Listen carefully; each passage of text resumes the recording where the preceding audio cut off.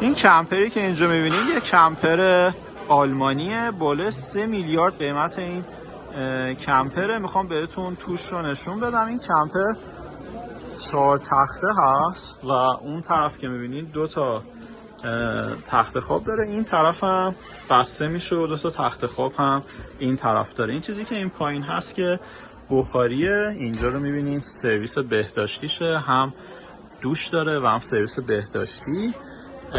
اینجاها رو ببینید، حالا یه آشپزخونه خیلی کوچیک هست و اینجا هم یه یخچالی که هم فریزر داره هم یخچال و تمام این کابینت ها رو ببینید یه دونه قفل داره که حالا الان میتونید باز و بسته بکنید. موقع حرکت کمپر این قفل میشه که باز و بسته نشن. و اینجا هم یه دونه سوپر کوچیک هستش که ببینید میتونید ازش خیلی راحت استفاده بکنید. خیلی چیز جذابیه، من واقعا خوشم آمد و گفتم بهتون حالا قسمت‌های مختلف نشون بدم. اینم ایر کاندیشنی هستش که این بالا داره و میتونید ازش استفاده بکنید.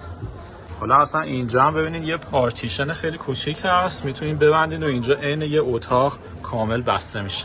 شما ببینید بالا میتونید پشه بند این بالایی از اینجا میتونید کامل ببندید که اصلا تاریک بشه، یا اصلا کل شیشه رو بتونید راحت بازش بکنید.